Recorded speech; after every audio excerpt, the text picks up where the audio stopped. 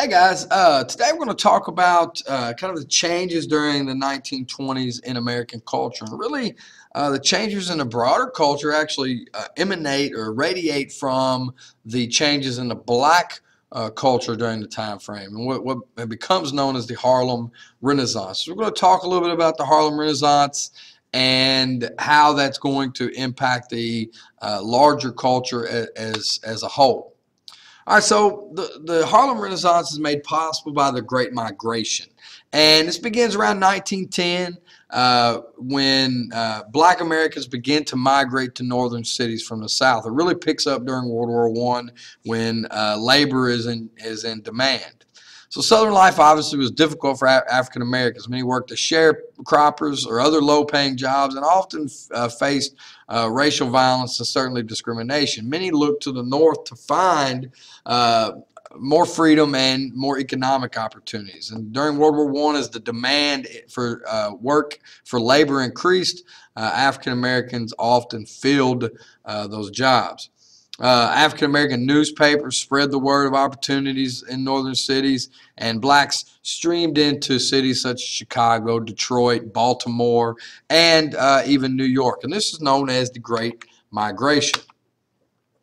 So now many found opportunities in the North, but it wasn't exactly the land of milk and honey that many had hoped for. There were racial tensions, especially after World War I, as many of those white workers come back from the war.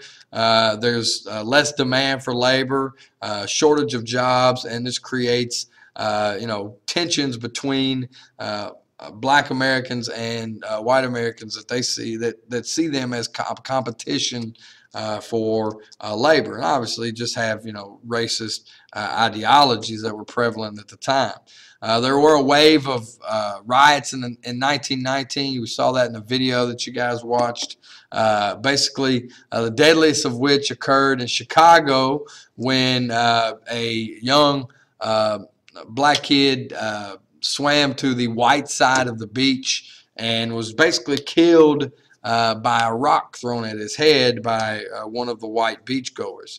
It's led to rioting that left 38 people injured, most of whom were black, or 38 people dead, most of whom were black, and over 300 injured. This continued in about 24 other cities throughout the United States during the summer of 1919, which is often called the Red Summer. Another factor that added racial tension was the fact that African Americans, especially in the North, were changing their expectations. They believed they had earned greater freedom and greater opportunities by helping to fight for freedom overseas.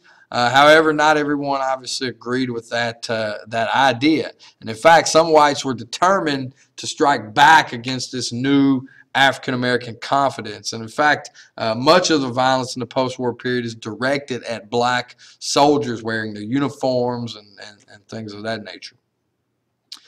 But New York City is one of the great northern cities, obviously, in the United States, probably the great northern city in the United States, and many blacks moved there during the Great Depression. And Harlem is one neighborhood in the city which became kind of the unofficial capital of African American culture. A key figure in that rise was W.E.B. Du Bois, a well-educated, Massachusetts-born black leader who was one of the founders of the NAACP and editor of the magazine The Crisis, which was an outlet for African-American writing and poetry and really helped promote the arts movement in black America. And this movement becomes known as the Harlem Renaissance because Harlem's kind of seen as the unofficial capital. Another famous figure of the era was Marcus Garvey. Marcus Garvey was a Jamaican-born American who took pride in his African heritage, and he formed the Universal Negro Improvement Association. This promoted self-reliance for African Americans without white involvement. Garvey wanted American blacks to go back to Africa, not necessarily all of them, but he supported an Africa First movement. Basically, he was a Pan-African nationalist. He believed that all people of African descent throughout the world should unite.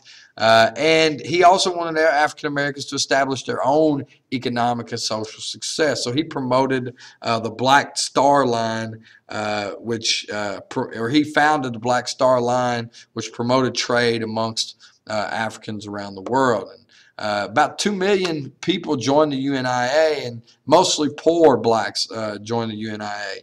But he was in conflict with Du Bois, who was kind of the great racial thinker of the time. And Garvey thought that the NAACP discouraged self-confidence and self-reliance, and their goal of breaking down barriers between the races he thought it was kind of pie in the sky, but he also thought that it threatened African racial purity. So he kind of made the argument that a lot of whites made at the time. Of course, the NAACP and the crisis actually launched an investigation of the UNIA and saw them as a threat and competition for, the leadership of the black movement. The FBI picked up on the investigation and actually charged Garvey with mail fraud, and he was sent to prison, upon which time, while he was in prison, the UNIA collapsed, and Garvey wound up leaving the country after being released from prison on mail fraud. So by the 1920s, Harlem was one of the great cities, one of the great centers of black population in America. Tens of thousands of African Americans lived in Harlem, and there was a burgeoning feeling of racial pride and identity in this new place. So it attracted a historic number of black artists, which resulted in what becomes known as the Harlem Renaissance. Writers flourished during this period. There was very little African-American literature published before that era, but writers like Zora Neale Hurston, James Weldon Johnson, they wrote about facing white prejudice and what it was like to be black in America. You had poets like Claude McKay and, of course, the famous Langston Hughes that wrote of black defiance and hope. And they, kind of also wrote about a different side of black America that many whites didn't have contact with. And, of course, artists gained fame during the period. William H. Johnson, Aaron Douglas, and Jacob Lawrence were all well-known artists that produced really beautiful, entrancing kind of art that focused on black pride and real accomplishment of black Americans. So these were artists that were depicting black life in America in a new and different manner. You also had a new opportunities for African-American stage performers, and they began to be offered serious roles on American stages in the 1920s. Paul Robeson was a world-renowned actor. He won fame on stage to performing in movies and stage productions like Othello. He also played in the groundbreaking 1921 musical Shuffle Along, which had an all-black cast. Another popular performer at the time was Josephine Baker, who was actually more popular in Europe at the time. She was a singer and a dancer in the U.S. and in Europe, where black performers were often were more accepted. She lived a very kind of out there lifestyle. Not out there. She was very what's the word I'm looking for? She was flamboyant in the way she lived her life and didn't kind of kowtow like many blacks were expected to at that time. And of course, jazz is probably the signature piece of the art form produced by black Americans during this time. Musical blend of several different forms from the Lower South, blues among them, and of course the leading performer in Harlem jazz scene, and probably still the greatest jazz musician of all time, in my opinion, was Louis Armstrong. And of course, his success spawned other performers like Bessie Smith, Cab Calloway, and composers like Duke Ellington, who may be the greatest American composer of all time, and Fats Waller as well. Now, this new type of music is going to dovetail nicely with the emergence of the radio during the 1920s. It becomes standard equipment for American homes. Marconi invented at least the version that becomes mostly used in the late 1800s. Military and ships at sea had used them, but by 1920, a radio hobbyist in Pittsburgh started playing records over his radio, and people started listening, which leads to the boom in radio stations. By 1922, the U.S. had 570 radio stations, and it becomes more and more popular. For the first time, all Americans can have the same shared experience, whether it be a game, a ball game, a TV show, a boxing match, a concert, or anything like that. So it's a very powerful medium, and creates really an America that didn't exist before. Also, movies exploded in the 1920s. First of all, you had new techniques, which allow longer ones. Popular film during the time was D.W. Griffith's Birth of a Nation, which was boycotted by the NAACP in large part because it had very racist overtones, and in many cases depicted the Ku Klux Klan as kind of the defenders of a lost America. But anyway, it did introduce innovative techniques that helped establish film as an art form. Also, you had the development of talkies and the use of voice and sound in the film rather than just silent movies. 1928 or 1927, you had the Jazz Singer, which depicted Al Jolson, obviously in a movie, in a role that would be widely panned today. He actually played much of it in blackface. 1928, the animated film Steamboat Willie introduced Mickey Mouse and cartoons.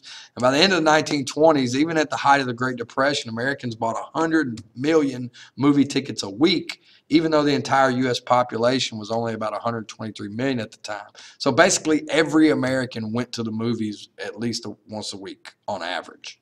And of course, this begins the celebrity culture that we know and sometimes love, sometimes hate today. But you had these great celebrities rise up. Charlie Chaplin was a famous comedic actor. Rudolph Valentino was kind of the leading romantic lead male in most movies. Clara Bow was kind of the it girl of the time. Mary Pickford she was kind of the America's sweetheart.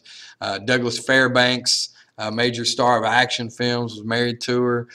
They actually called their home Pick Fair, which was in Hollywood. And this kind of begins the whole Hollywood as the center of the motion picture industry at that time.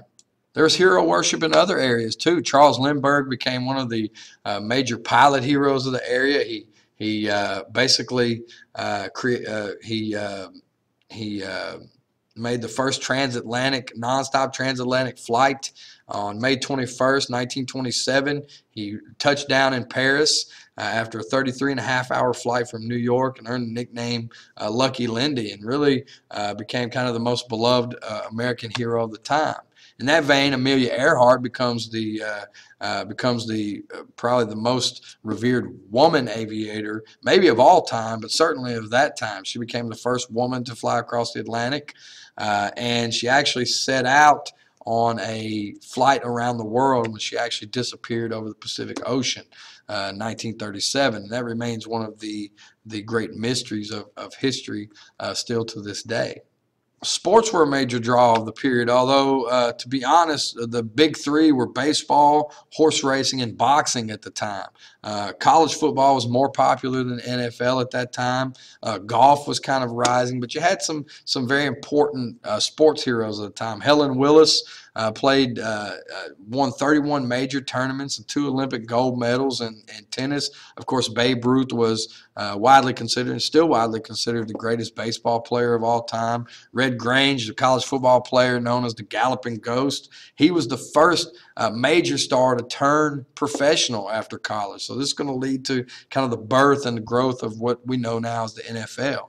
Bobby Jones won golf's first Grand Slams, which means he won all 4 majors in 1 year, and remains the only golfer to do that to this day.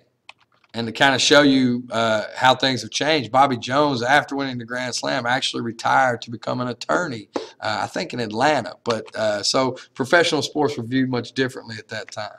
Of course, you know how you have arts are flowering during this time. Novelists were writing. F. Scott Fitzgerald, who coined the term the Jazz Age, wrote The Great Gatsby, which is often seen as the seminal novel about American life during the 1920s. Sinclair Lewis wrote about the emptiness of the middle-class life. Edna St. Vincent Millay wrote poems. Willa Cather, Edith Wharton.